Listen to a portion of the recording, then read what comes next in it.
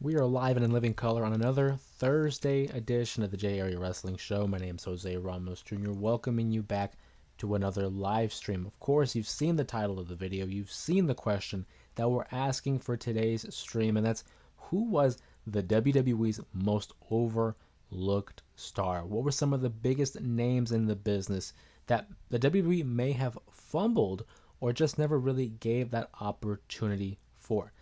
I think the biggest headline, one of the biggest headlines, we'll say, in the world of wrestling right now is Karrion Kross. Karrion Kross, who has steadily been climbing up the ranks in the WWE, at least in the perception of the audience. The audience members have been clamoring for more opportunities, for more TV time for one Karrion Kross. It's been like that for the better part of a year, and there's only been more steam, more momentum on the way for Karrion Kross since WrestleMania 41. We've seen the crowds becoming more vocal, cheering "We want Kross." We've seen signs for Karrion Kross, and the one thing that WWE hasn't really done is fed into it. They've allowed it to really cool down, if you ask me. Just recently, we've seen Karrion Kross being featured in a feud with Sami Zayn. Now, he did pick up a major win over Sami Zayn, but I still feel like overall the feud itself became futile. It became something that was really unnecessarily in high favor of Sami Zayn. I was of the mindset that Sami Zayn can take a loss in this feud. He's a babyface. I think the bigger picture here is Sami Zayn will become a world champion at next year's WrestleMania. But for some reason, they saw fit to continue pushing Karrion down the card, almost like suppressing, allowing the fire to burn out, rather than capitalize on the interest the fans have for Karrion Kross. To me, it's very important to capitalize. You got to strike when the iron is hot. Months from now, will they still have that interest in Karrion Kross? I would hope so. I would hope so. But now there's reports saying that the WWE's contract with Karrion Kross is apparently up, and he hasn't been offered a new contract. Now, depending on what reports you're reading, some would say that there has been a new contract in place, just a matter of if he's going to accept it or not. Others would lead you to believe that his contract has expired. He wasn't on Monday Night Raw. First time he's missed a Raw in a minute here, whether it's a backstage segment or a match. So we have to wait and see just what is the plan for Karrion Kross. And it's very interesting to see what went wrong. Again, this is a guy who managed to get over on his own, organically got over with the crowd. And for some reason, there's been several instances where a star will get over on their own volition, get over on their own, and the WWE doesn't capitalize on it, almost punishing them for not following in line with the stories that are being told, kind of deviating from what was expected. One of the biggest names I can think of, Zack Ryder, aka Matt Cardona, who's currently out in TNA, became one of the king of the indies, king of the death match, if you will. And here's a guy, formerly known as Zack Ryder, of course, who was way ahead of the curve when it came to social media and the level of importance and significance that it could carry on a young star's career. You go all the way back to 2010. Zack Ryder was not doing anything of note on WWE TV. He was being featured on shows like Superstars and the Dark Matches, being used as basically an enhancement talent. His job was to put over the bigger stars. But then he took to the internet. He took to YouTube, to social media, got his own channel going, The True Story of the Long Island ICZ, and was able to get over organically with the audience to the point where they could not deny him. They would chant, "We want Ryder." And in places like New York, where he's from, the crowd would chant for Ryder. "We want Ryder." He organically got over it. He maximized his minutes by ensuring that, hey, if I wasn't going to get an opportunity on WWE TV, I was going to carve out my own opportunity and force their hand. And eventually it led to Zack Ryder becoming featured more prominently. I can remember him being featured alongside Hugh Jackman, who was Wolverine. That's a big deal. Big star. Big rub there for Zack Ryder. And eventually he would win the WWE United States Championship. And it felt like things were going in the way of Zack Ryder. It felt like finally the crowd was going to get what they wanted. And then over time he got, close with John Cena. We remember the Eve Torres love triangle. And then, of course, Kane pushing him off of the stage. And then since then, it just became a downward spiral for Zack Ryder. His peak was winning the United States Championship. And since then, he hasn't seen at least that much success in the WWE to the point where he was released. Went to the independent scene. And again, has regularly appeared on shows like AEW and TNA Impact. Will he ever return to the WWE? That's a question we're going to have to wait for an answer. I certainly think it's a possibility, but it's interesting to see that we haven't seen any source of interest from the WWE given how much buzz Matt Cardona has now received. Gianna Forever in the chat. I see you. I appreciate you stopping by here on a Thursday stream. They throw Alex Riley. Who remembers Alex Riley in the chat? Alex Riley, of course, was a member of the early iteration of NXT back when it was like a competition show. I believe it was season 2, if I'm not mistaken. Was paired up with The Miz. A pretty good pairing, I think.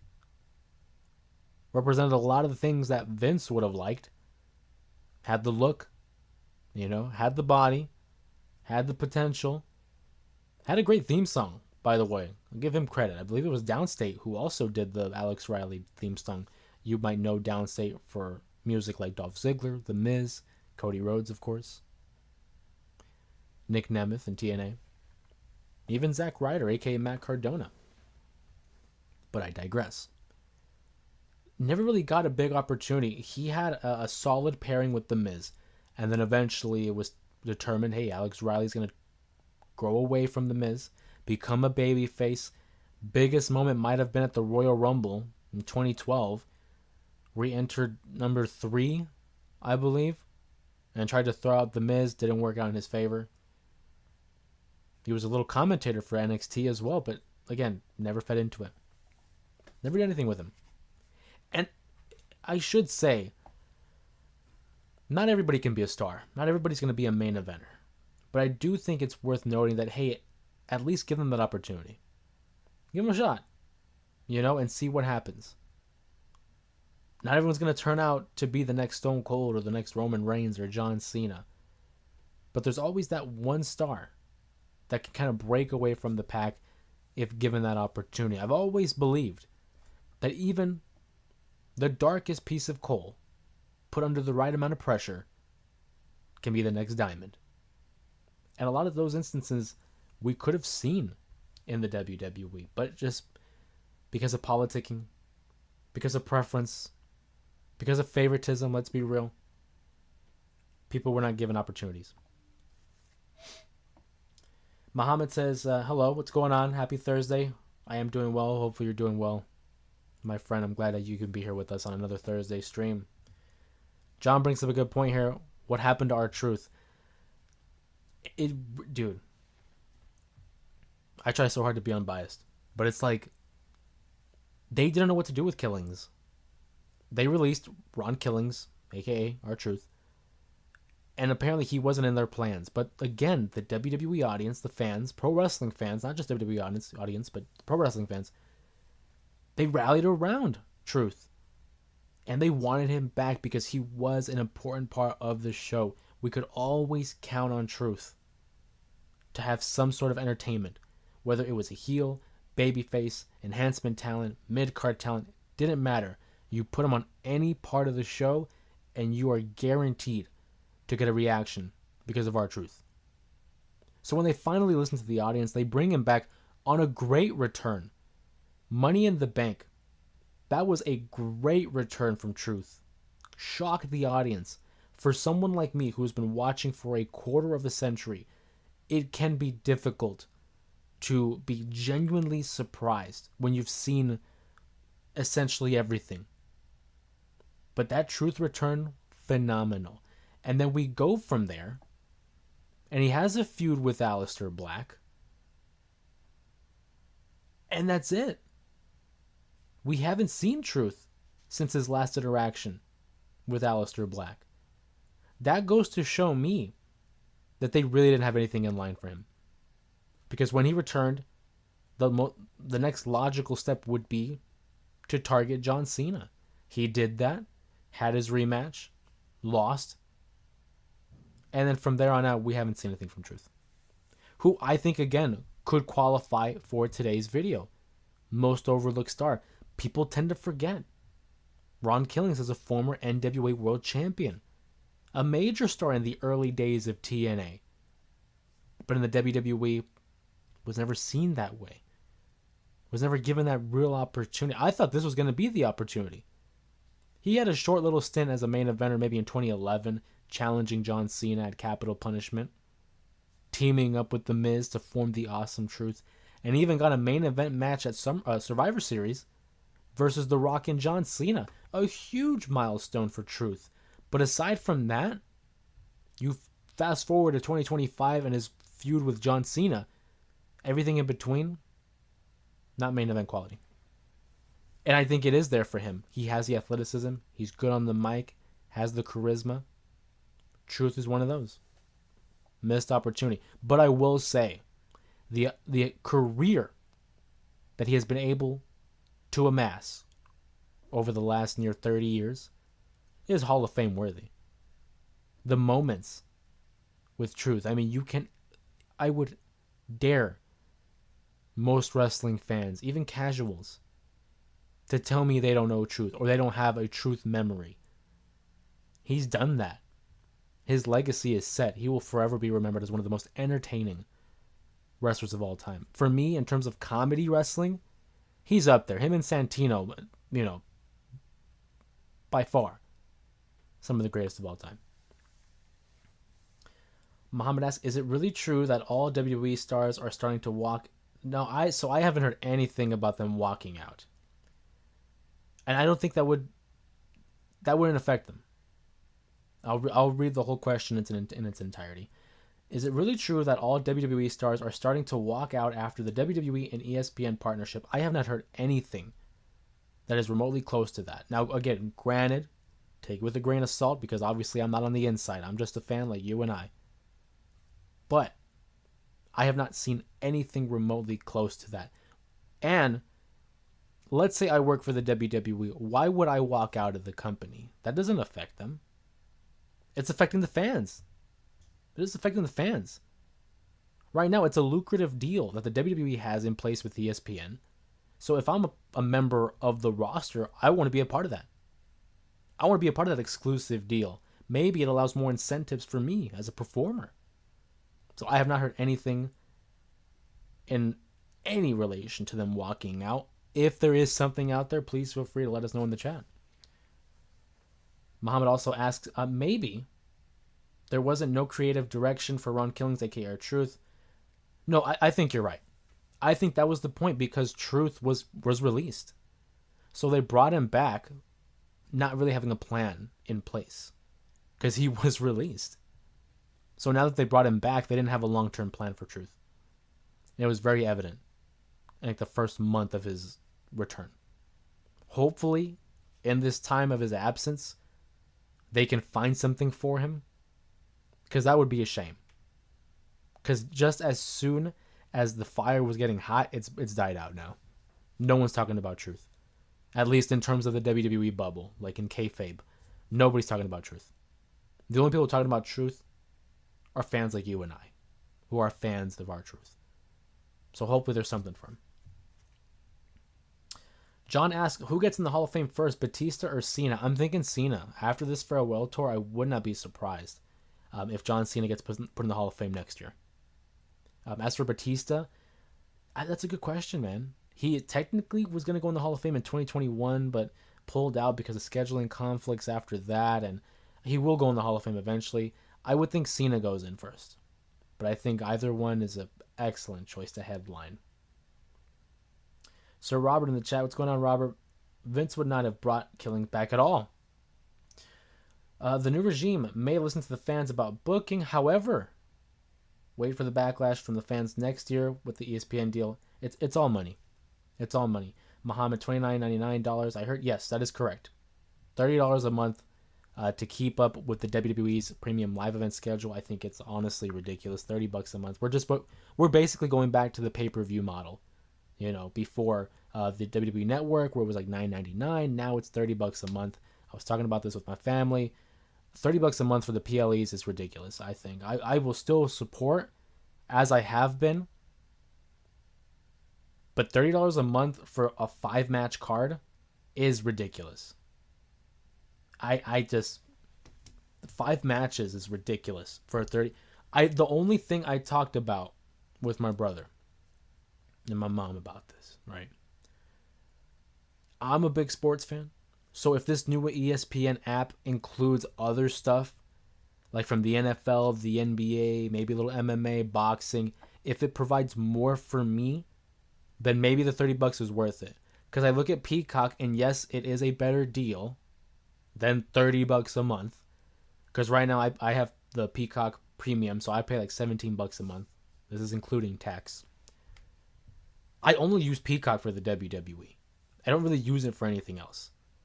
But with this new ESPN app, if it provides other amenities that include the other sports leagues, maybe I'll be okay. But that's not the case for everybody. Maybe they're only there for the WWE. And for them, it is unreasonably high. $30 a month is crazy. What other streaming services having you pay $30 a month? Netflix is getting close. Netflix is getting close to that. And Muhammad, I see you bring up a good point here about Netflix. For people in North America, in US, we now have Netflix for Raw. You need to have Peacock for the premium live events. And then you need basic like cable or some kind of streaming service to watch SmackDown and NXT. That's 3 different services. That's ridiculous.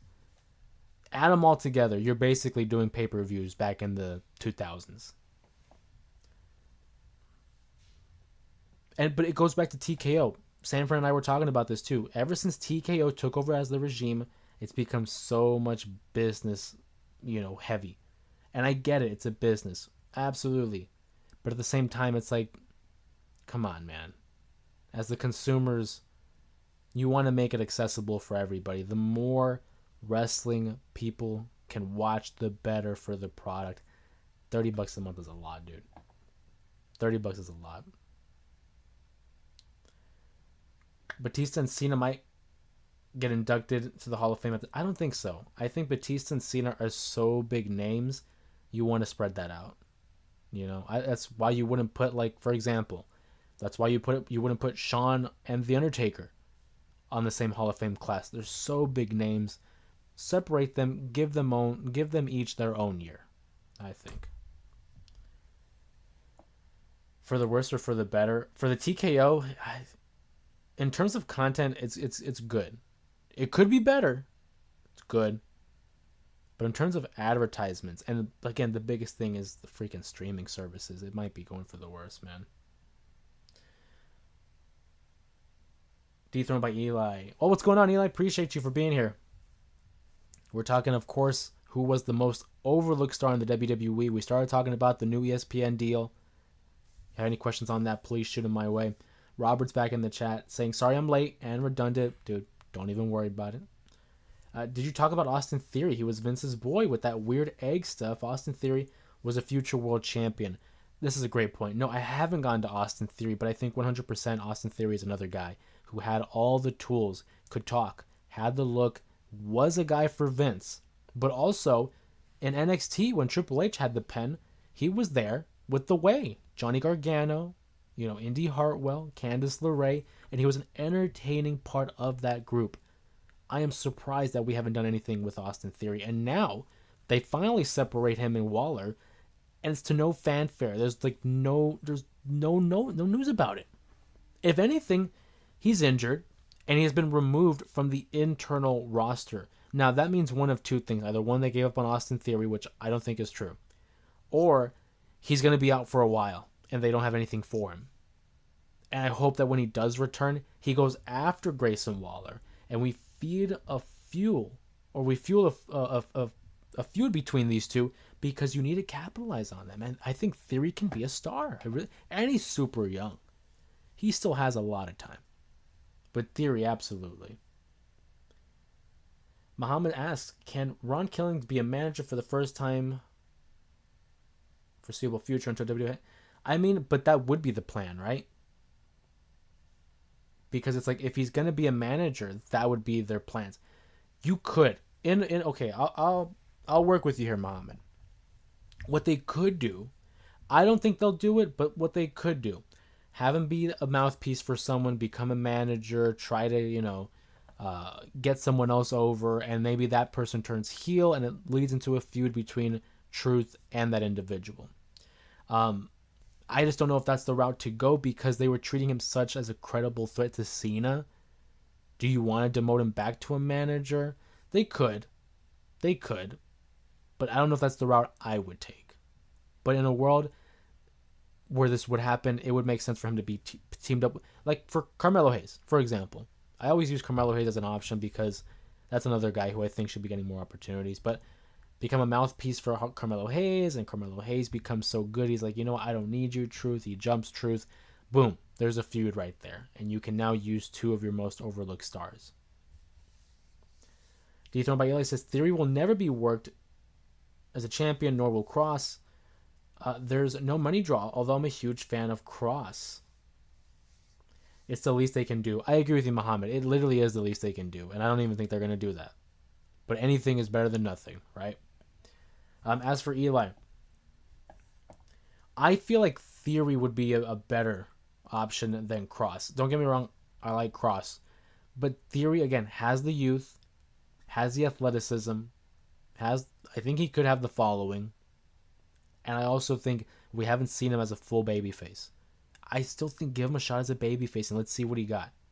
All he needs is an opportunity. I would bet my money more on Theory. Cross, sorry to say it, but he's getting a little up there in his age. You know what I mean? And I know we're in an age right now where the veterans are up there. But you look at who it is. Punk, Styles, Cena, Rhodes. Like, these are all made guys already. Cross isn't a made guy yet. He could go the Diamond Dallas Page route and be, in his late 30s and already winning world championships. But I just don't think it's going to work. I don't know. There were some other names I wanted to throw your guys' way about some of the most overlooked stars or just fumbles for the WWE. One of the biggest ones I think that comes to mind is Shelton Benjamin. Shelton Benjamin was a part of that OVW class way back when it was Brock Lesnar, Randy Orton, Batista, John Cena. There was Shelton Benjamin there too. He was praised as one of the most athletically gifted stars that the WWE had seen in the Ruthless Aggression era. He would go on to win titles like the Intercontinental Championship, the US title, numerous tag team titles, and had stellar moments with people like Shawn Michaels and Triple H with their matches that he would have. I think Shelton Benjamin for sure has a legacy that will be identified as one of the most overlooked stars. He may not have had the charisma, because believe me, that does make a difference, especially when you're cutting a promo, but I feel like there are certain stars who could overlook that. Look at a guy like, again, I'm not going to, no comparison here, but just an example. Brock Lesnar, Benoit, Bryan Danielson, those are all guys that aren't really known for promo skills, but they can go in the ring, and their work speaks for itself. And I feel like Shelton for sure. Loved his theme song. Again, could go as a babyface or a heel. I just don't know what happened there. I don't understand what didn't click. Again, for a guy to have been highly praised by the likes of Jim Ross and not get that, I don't know.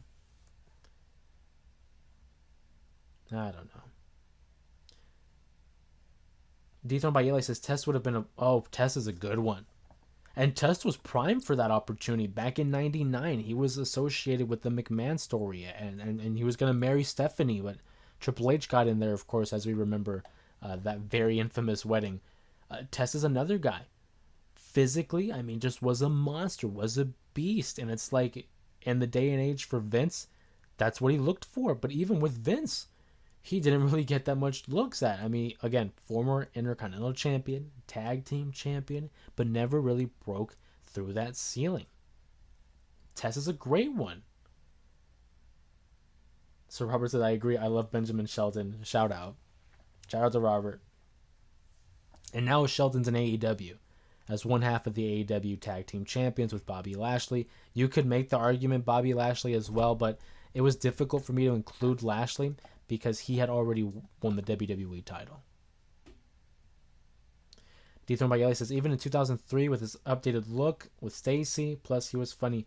Test was like under the radar type of funny. Like you wouldn't think that he was funny, but like he was entertaining. I enjoyed his run with the Un-Americans. I enjoyed his run with Stacy. I thought it really allowed him to branch out and become a single star, and being alongside someone like Stacy, you know, you're going to get a little bit of attention. I would even say that his time in ECW, you guys remember that? The Impact Player Test when he just showed up. I mean, he was hulking out. I mean, you know, he had a little bit of substances that he used. I'm just saying. But even then, when he returned in ECW, I thought for sure, wow, we're going to get a second run with Test. Didn't pan out, but still. John with a great pick here, man. Raven. Especially as the rich kid / rebel promo with his family in WCW. Raven is a phenomenal pick because if you've seen his work in ECW, it's ridiculous that a guy like Raven didn't get that push.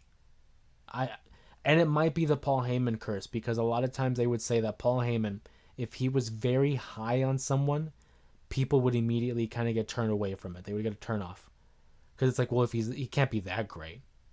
But Raven for sure. You've seen his work in TNA, in ECW. I mean, this guy, and he already had the story in place. I mean, he had already emerged in the WWE in the early days of the New Generation era. You could have talked about how he had went away to ECW, found himself, and just carve out this new look for him. I'm not saying change the look entirely, but I'm saying in comparison to when he first started in the WWF. And then instead they saddle him with the whole, what about me? What about Raven? And he was relegated to the hardcore division, which is fine because I thought that was entertaining as well. But you can use that as a stepping stone to something even bigger. I'm surprised we didn't get Raven in a more cohesive unit with the Intercontinental title. I know I say that a lot, the IC Championship, but it's better than nothing, man. And the IC Championship is always used, or at least it should be used, as that avenue to the world champion. Could he have won the world title in WWE? Probably not. But I would not have been opposed to seeing him at least have a match or two and given that opportunity and have a fresh new main eventer included. Do you think the planned MJF to be kicked out of the Hurt Syndicate early on? Do you think they scrapped it? I don't know. That's a really good point. I would hope they'd have it in plan, right, in place. But it just felt like so sudden, right? I don't know about you, but it felt like his time in the Hurt Syndicate kind of was really quick. But I will say this. I try to look at it with a sense of logic. MJF teaming up with the Hurt Syndicate took a bit, for Bobby to get on board. Knowing how Maxwell is and his egotistical self and how arrogant he is and how self-conceited he is, it doesn't surprise me that it took this long for them to turn on him. I think it's part of the plan. I'm going to say I think it's part of the plan. I don't think it was scrapped. He was Johnny Polo in WWE. He created that awesome persona in ECW. That's correct. That's what I'm saying. Like, he had already joined the WWE with that other persona. He had left to go to ECW. And when they bought ECW back in like 2000, 2001, that's how you can re-emerge him as a star. Like, hey, this guy was here before. He left. He found himself. He changed. Tell that story and then move forward. Raven with his dreadlocks and Oh yeah, and the kilt looked dope, especially on Sunday Night Heat. But he shouldn't have been relegated to Sunday Night Heat, man. Robert with a good one here. I think the biggest that could have carried the WWE, Shane Douglas, the franchise, one member of the Triple Threat. ECW, one of ECW's biggest stars too, because he had helped usher in that new era for ECW. I think Shane Douglas for sure could have been a star. I think we all know why though.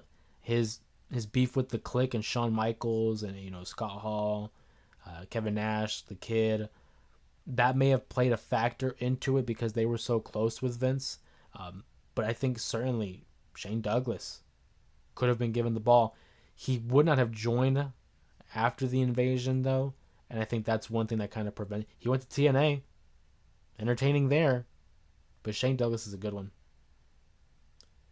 Dethroned by Eli with a good question here. Do you think Christian will eventually turn face and reunite with Edge, going as far as winning the AEW tag titles and retire together?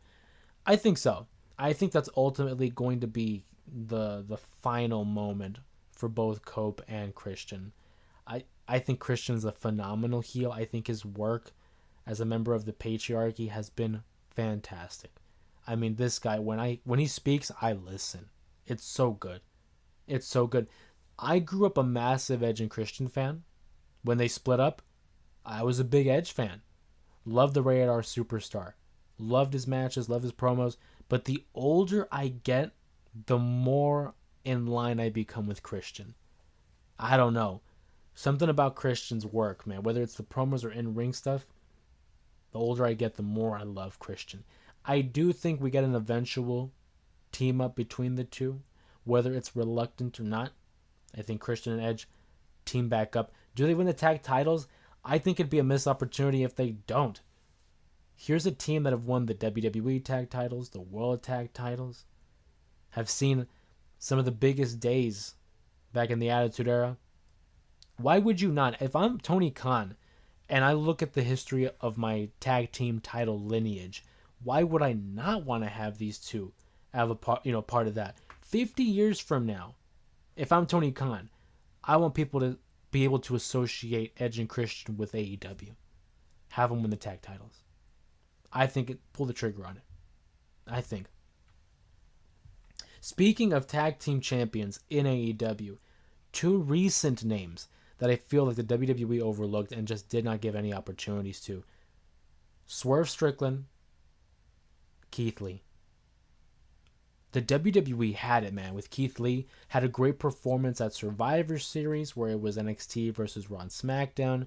Had a great showing in the Royal Rumble. And when he goes up to the main roster, we give him the Bearcat name. And I know that was supposed to be a reference to, the early days of wrestling. But it's like, you have limitless Keith Lee, who had gone over organically with the NXT audience, bask in his glory, and they don't follow through with that. They completely repackage him, causing him to leave for AEW. I'm surprised at that one. That one just seemed like a layup. And then Swerve was in NXT, didn't really get a chance in general. He just decided to go to AEW, which I think was the right call for him. I think in a lot of these we kind of see WWE as like, why wouldn't they give this guy an opportunity?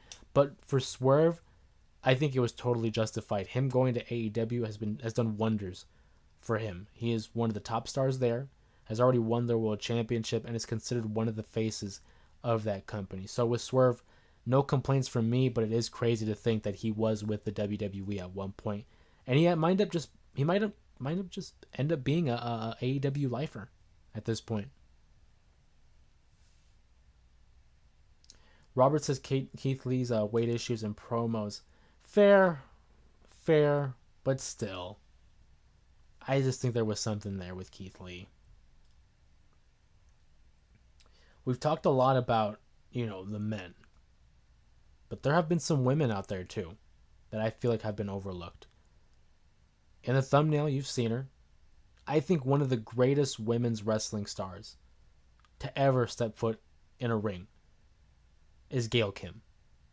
And it's crazy to think that they had her. She won the world title in her first matchup in the WWE. And Gail Kim I don't get it.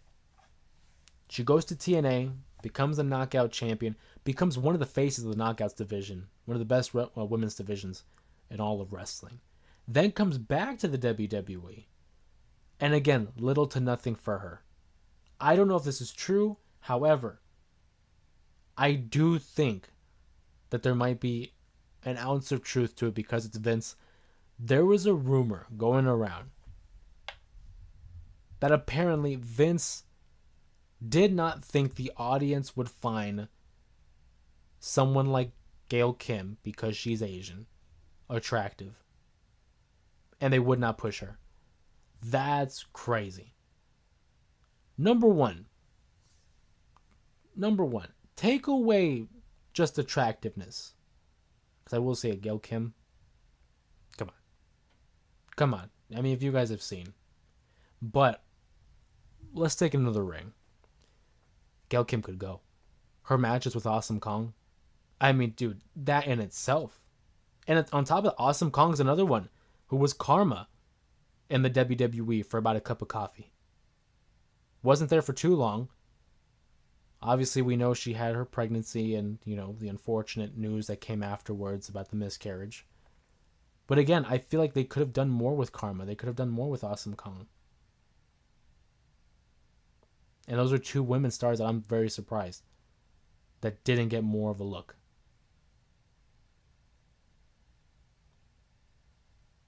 What's going on, Reese? Hope you're doing well, buddy. Glad you can be here for the stream. Keith Lee's been MIA. He's been MIA, and they've kept it so private that I don't even know. Something, I don't know if it's health. I think it might be health related, but I don't know.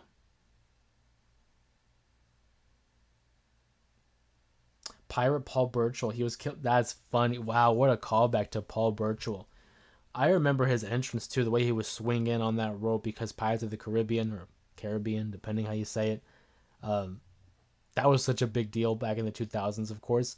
And Paul Burchill, man, got over. That time on SmackDown was... I'm going to talk about SmackDown for a little bit here. This isn't in relation to the Most Overlooked Star, but do you guys remember some of the gimmicks that they had on SmackDown back in the day? I mean, I can remember Paul Burchill, obviously the Boogeyman. Do you guys remember Vito? Big Vito would come out in the dress. Simon Dean. Man, the early to mid 2000s, there were a lot of crazy characters out there. Gene Snitsky, sniffing feet. Jimmy Wang Yang. Oh man, that's a good one. Jimmy Wang Yang. Great theme song. He was just a cowboy. Reese says, ever since Roman buried him about Vince Theory, hasn't been the same since. No, literally. Where it was like the "Who's your daddy" line that Roman had. Ever since that moment, you can pinpoint exactly where it happened. And since then, he has not been the same. Great call out there by Reese. Robert says, I said Gail was overrated on Twitter, and she responded, killing me, and hundreds killing me as well. That's wild. I love that for Gail, that she don't care. She'll respond. Gail Kim's awesome, bro. Chuck Palumbo. I depend. We talking Billy and Chuck Palumbo, or Chuck Palumbo on the motorcycle? Remember that? Slim Master J. Wow, that's a great call, Muhammad. Slim Master J. You guys remember when it was originally him as Jesse? When it was Festus and Jesse? Formerly known as Luke Gallows. Wow. A lot of great names there. Really brings me back. Speaking of way back, there have been a number of stars that have been presented in a positive light, whether they've been in, the Intercontinental Championship, world title contention as well. But there's a couple of guys back in the New Generation era that I did not feel had gone a fair shake, that could have gone more. One of them is Mr. Perfect. Mr. Perfect's a Hall of Famer. One of the best to ever do it, but the fact that he never got a world title run, let alone world title opportunities, I know he had a couple, but how could he not have won that world title? It's in the name, Perfect. I'm a still big advocate of Mr. Perfect winning the 1990 Royal Rumble, but instead a certain Hulkster went over that night. I don't think he needed it. I think he could have used it for Mr. Perfect. Another guy I think is Owen Hart. Owen Hart, man, one of the most gifted wrestlers to ever step foot in that ring. Of course, a part of the legendary Hart family. I think the biggest missed opportunity was after Montreal. There was a short time being after the Montreal Screwjob where Bret Hart basically exiled to WCW, where we saw Owen Hart emerge from the audience and attack baby faces. He would get in Vince's face, and he was really presented as this anti-hero. I think it would have been a great opportunity there for Owen Hart to step out as an anti-hero and kind of fight the establishment. And he didn't have to be like DX where they were anti-establishment, or even like Stone Cold Steve Austin, but become his own thing. You know, the Black Heart, defending the honor of his family who no longer were there. There was no Bulldog. There was no Owen, or there was no Jim Neidhart or Bret Hart. It was just Owen. And I thought that definitely could have been something there, and they didn't. Instead, they put the blue blazer gimmick back on him when it's like it's Owen Hart. He doesn't need that blue blazer gimmick. And I will always say that they put that blue blazer gimmick on him, and that's why. And that is why Owen Hart is no longer with us. If he was never in that blue blazer gimmick back in '99, Owen Hart could still be here. And that's a damn shame. It is a damn shame that they decided to saddle him with that gimmick rather than letting him be the Black Heart. Muhammad says, I wish Owen Hart was still alive. Poor Martha Hart. It's ridiculous. It's ridiculous, man. Owen Hart should still be here. And he should be in the Hall of Fame by now. But out of respect for Martha and the family, who do not want them to basically profit off of his name, I can respect that she doesn't want him in there. I can respect that. He should be. He should be a Hall of Famer. But out of respect for her, if that's not something she wants to be a part of, that's her call. And I think we should respect her wishes. But he should be here today, and he would be in the Hall of Fame. Rob Conway. Oh, just look. Wow, John, that's a great callback. The theme song, Just Look at Me. Zesty entrance. I'm not going to lie to you. I had used Rob Conway in like SmackDown vs. Raw 06, and he was like the go-to guy that I would beat. I would just always beat him. Rene Dupree is a good call. Again, and a very young star, too. Rene was young when he started. If Owen Hart was still alive, what do you think he would be doing? Oh, man. I mean, I would think he would still be involved in the business somehow. Maybe as a trainer, or maybe even as a producer. I could certainly see him being a producer, like how TJ, Tyson Kidd, something like that. I could definitely see him. If not, I could definitely see Owen having his own school. You know, and following in the footsteps of his father, Stu Hart, and you know, carrying out the Hart Dungeon. Maybe working with Natty, of course. I would definitely see him being a part of the business still. Absolutely. Tyson Tomko. One of Christian's most loyal. Owen Hart would hate AEW. Do you really think that? I mean, I don't know, obviously. Maybe he would, maybe he wouldn't. But it's amazing to think that he could hate AEW and they hold the Owen Hart tournament every year. The irony. That would be crazy. That would be crazy. Aside from them, in terms of like more modern stars, I think another guy that could have gotten more opportunities, Wade Barrett. I was a big fan of Wade Barrett. You know, when he joined NXT Season 1, he had won that competition. I think definitely Wade Barrett could have had a world championship run.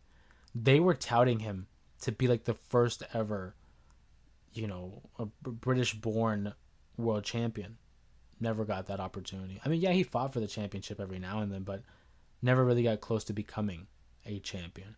I thought he was entertaining. I thought on the mic he was fine. I think as a commentator right now, he's one of the best that they have, I think. I'm thoroughly entertained when I hear Wade Barrett. I certainly think he could have been, you know, a bigger deal than what he was given in the WWE. Owen Hart in TNA would be cool. Mason Ryan. Mason Ryan, though, I was never a big fan of his. I was for him. It was more just for the look. They like the big muscles on him, you know. Ryback. I'm not a Ryback fan, but I will say that 2012 to 2013 run, he was on fire. He was like on another level. Like people were comparing him to Goldberg. I think you could have capitalized on that for sure. I think in the long run, it probably showed why it wouldn't have worked. But I think, yeah, that might have been a missed opportunity by them.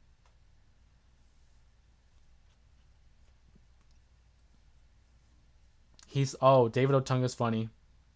Heath Slater, Jinder and Drew won world titles. It's Heath's turn. Isn't that crazy to think that 3MB is, what, a little 67% filled with world championships? Jinder and Drew have both won world titles. Heath hasn't.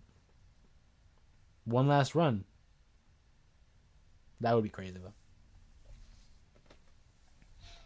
Another one that I think got overlooked. I'm a one-man band.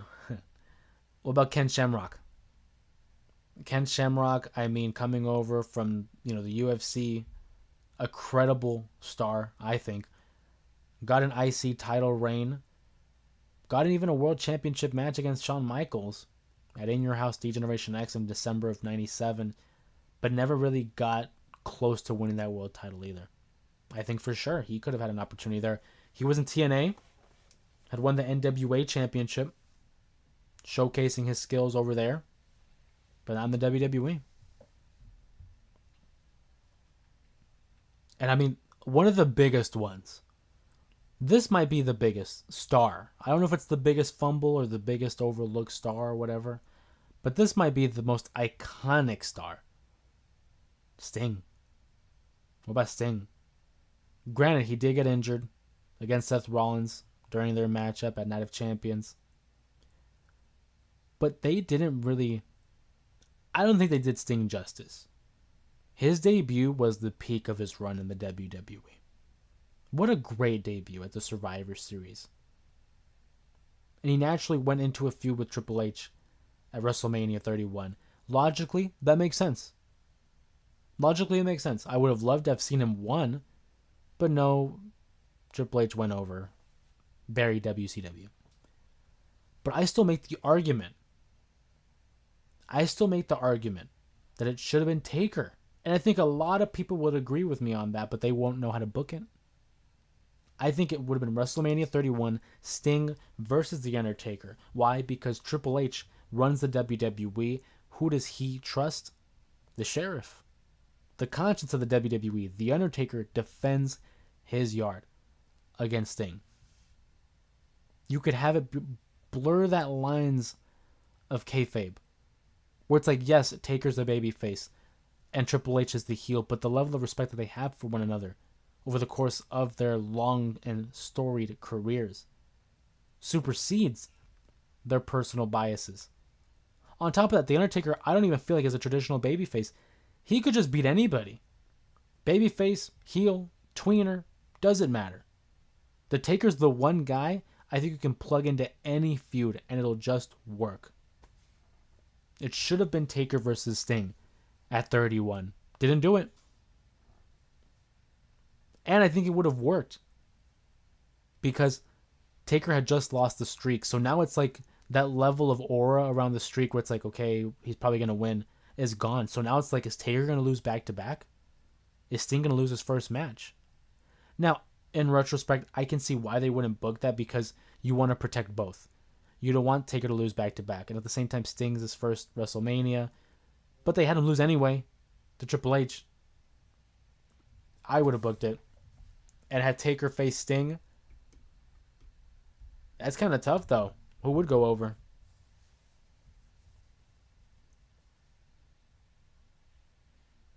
I agree with Muhammad. Sting should have feuded with Taker. Robert says that Triple H beat Sting over their career. Sting had a better career than Triple H. Steve is so nice. He agreed to it. You know what? Yeah, and I think he was at that point in his career where it was just like, yeah, mark it off the bucket list. There'll be other matches. I do think his AEW run was more fitting than his WWE run. I will give him that. Jeff Hardy after 2001's Raw ladder match. Which one, man? There's a lot of ladder matches. They missed the boat big time. Yeah, no, the Sting one, such a disappointing end with Sting having to retire for a time being. But if there's any other, oh, you know what's another one I just thought of? Vader, Big Van Vader in WCW and in Japan. I mean, and they didn't really do anything with Vader. Yes, he had a championship program with Shawn at SummerSlam, but I'll never forget one of the lasting images of Vader was towards the end, where he was just calling himself fat and a piece of, we'll say, crap. And it's like, that's Vader. One of the greatest big men to ever step foot in the WWE, in just the ring in general. And that's how they treated Vader? Undertaker single. Oh, yeah, The Undertaker. Oh, yeah, Undertaker versus Jeff Hardy, 2002, the ladder match. Literally, I had recommended that to San Fran the other day. Great match. Great call, John. Has he gone to the Hall of Fame yet? Vader's in the Hall of Fame class of 2022. All right, Robert, what's up? I have the best and last for you guys. Are you ready? Let me have it. Sid. Gianna Forever says Sid. I think Sid's an interesting one, but it's just because he had won the title twice. You know, he was a main eventer. But again, doesn't get talked about a lot. The Ruler. And on SmackDown November. Good call, Muhammad. That's right. No, it was November of... Wait, I think it was an Extreme Rules match, though. I think it was an Extreme Rules match, but still a good pull there by Muhammad. Sir Robert says The Big Show. Is it, though? Is he? Because he's won the WWE title, the World title, the ECW title. Like, he's done everything, man. He's done everything. I don't know if I would put The Big Show in there. Muhammad Hassan. Gianna Forever. Muhammad Hassan. That story. Oh, man. I was always, as a kid, I was always into, like, that pushing the envelope story. So the Muhammad Hassan stuff, I was always like, oh, it's taboo. You know, it's some things that we shouldn't be talking about. And I'm interested in it. It's controversial. It feels wrong to talk about it. So you want to talk about it. They were supposed to strap the rocket to Muhammad Hassan. He would have gotten massive heat as the world champion back in 2005. And honestly, I would have been down for it.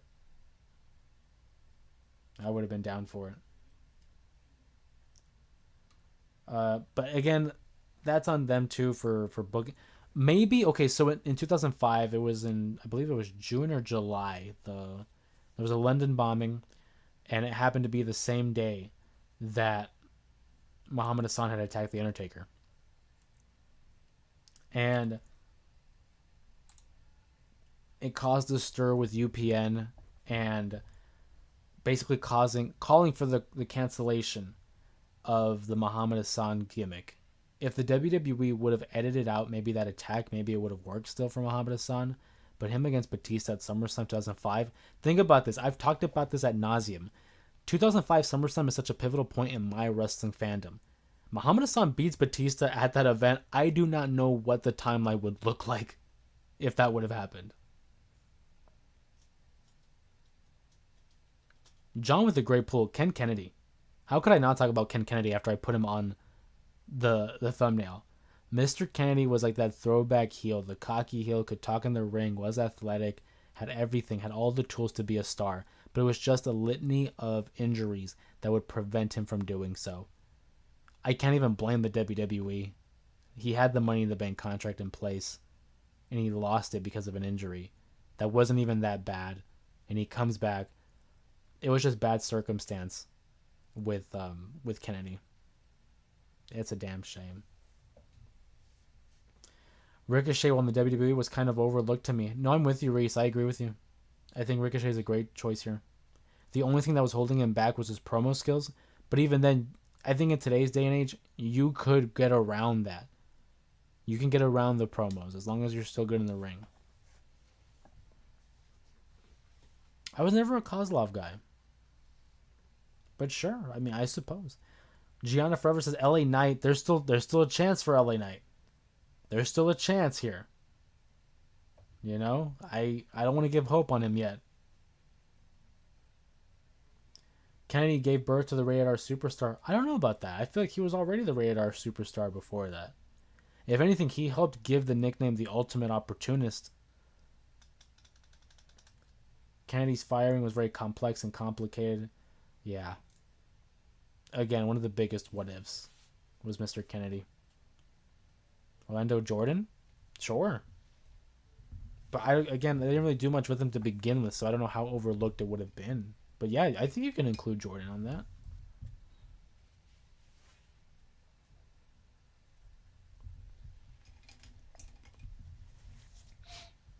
We're going to start closing down here on the stream. Please feel free to keep throwing in more suggestions, more names in the chat as we begin to unwind. It's always a great time hanging out with you guys for these live streams. I like the idea of having like the Raw throwback on Monday, or the Raw recap, I should say, on Monday. Saturdays is kind of for the headlines, and Thursdays is always open discussion like this. I think it's a great opportunity to not only introduce new members of the J area here on YouTube while also welcoming our diehard fans here. I want to give a quick shout out to our Main Event Mafia members here in the chat. Gianna Forever, Robert, I see you as well. I want to thank you guys for, again, always showing up for these live streams and giving me another reason to be excited and look forward to going live. Everybody else who has been lively on the chat, I appreciate you guys, again, voicing your thoughts, sharing your opinions, continuing to direct the discussion that is on the J Area Wrestling Show. We will be going live again this upcoming weekend. As I said, our schedule's Monday, Thursday, and Saturday. Always much appreciated. Thank you guys again. I want to feel free to keep throwing some more questions and comments in the chat. We're going to go to the top of the hour as we usually do for the 60 minutes here on YouTube Live. John says bad influence, TNA. You know what? Isn't it crazy that Chris Daniels never really got a shot in WWE? You know, I know he was in there for like the dark matches on Jacked, but I would have loved to have seen it. Heel Doink is the best Doink. Don't even question me. Heel Doink is the best Doink. Absolutely. Umaga. Yeah, isn't that crazy? Umaga never really won the world title either. But again, the Umaga character was only on TV for, 3 years? When you think about it. 3 years Umaga was only there. Rest in peace to Eddie Fatu. But again, a great call there. Matt Hardy, yeah. I think you could actually, yeah. Matt Hardy's a great tag team wrestler with Jeff, obviously, but never really had the singles push that his brother did. You know, Jeff won the world title. Jeff won the WWE title. Matt Hardy won the ECW title, which is an accomplishment, don't get me wrong. But it's just, it pales in comparison to what his brother achieved. And I love Matt Hardy. I think he's one of the best. It just, in character-wise, he's great. Latest, Brock didn't hook up with Janelle because of a snowstorm, so apparently he is good. I don't know, but the fact that he still is listed in the allegations does not fare well. I don't care if the WWE claims to clear him. I still look at it at the sense of optics, and it just doesn't look good. Whether it's right or wrong, public perception, and there's two different courts. There is the court of law and the court of public opinion.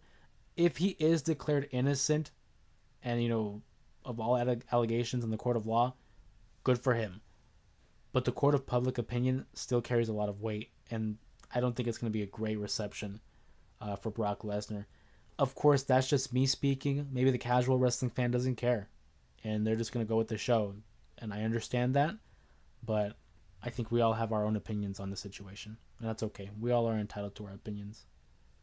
Let's just say I'm really rooting for Cena, and I'm really glad that John's a babyface again. He should be a babyface to end this farewell tour.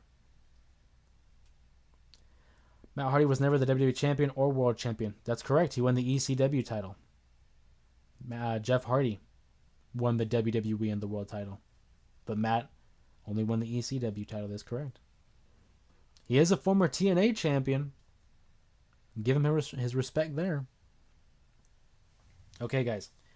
We're going to go ahead and start closing down. If you guys enjoyed this live, I appreciate you guys. Go ahead and give the video a like. Comment down below in the comment section who are some of the most overlooked stars in your opinion. And if you haven't subscribed to the channel, what are you doing, man? Come on, subscribe to the channel. Join in on the J Area live streams, as well as being able to keep up to date with all the things in the world of professional wrestling. Consider becoming a member of the Main Event Mafia, where I give out exclusive videos every month, special shout outs to those who are members, as well as first priority in the comments, as well as those unique title championships that will be an icon next to your name. I appreciate every single one of you guys. I see you, Muhammad, saying about Matt Hardy. I mean, in kayfabe, brother. In kayfabe. Come on now. But with that being said, of course, my name is Jose Ramos Jr. Thank you guys for joining us. I will be going live again this upcoming weekend on Saturday. I hope to see you guys there for another discussion here on the J Area. All love and appreciation from me. Hope you guys enjoy the rest of your week. I hope your weekend is fantastic. And with that being said, everyone be safe, be cool, and I'll see you guys in the next one.